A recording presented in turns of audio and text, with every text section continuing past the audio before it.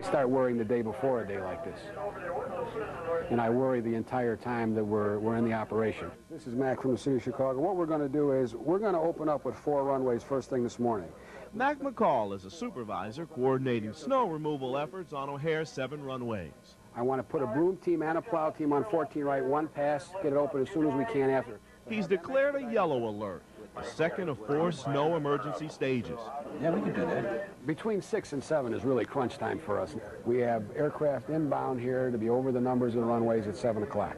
Their goal is to keep 4 runways open to accommodate the morning rush without compromising safety. We use about 5 to 6 different weather sources.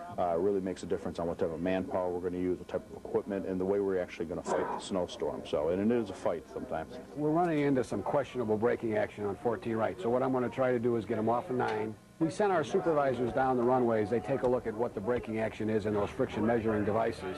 Ready to go? Ready.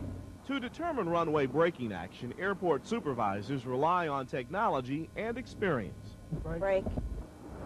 Their vehicle is rigged with a friction measuring device, and along for the ride is Mac Purcell's.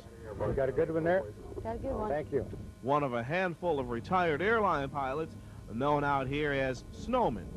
There we go. That's a good run. Okay. Very good. Call us a snowman because we come out here and assist the operations in determining the conditions of the runway.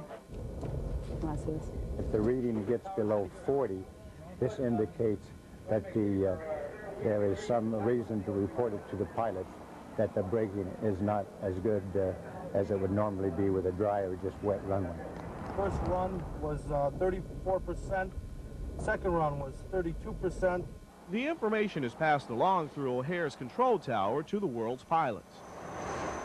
Took the 3, averaged it 24% on 4 right. And through Mac McCall to the airport snow teams. When it starts going under good, between good and fair, we start taking some kind of action, whether it be to plow it again, de-ice it, or broom it, whatever method looks like is going to work, depending on the consistency of snow.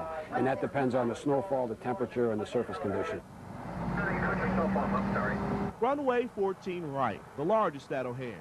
And clearing it becomes a massive production, utilizing more than 30 drivers and several different types of snow removal trucks in a carefully choreographed routine. The biggest thing we have of snow removal is coordination. Coordination between the air traffic control tower as well as with our staff themselves. There's a lot of planes around, and as you see when you get out on the runways, you got to be very careful and very on your toes to make sure that you're in the right place at the right time. No runway is reopened before it's time. Even a chunk of ice on the airfield can impair a pilot's ability to land or take off. Here, safety is first, even if it means delays for passengers. We have 200 to 500 airplanes inbound to O'Hare at any given time. Our normal operation is probably about 100 airplanes an hour. We're down to about 50 an hour right now.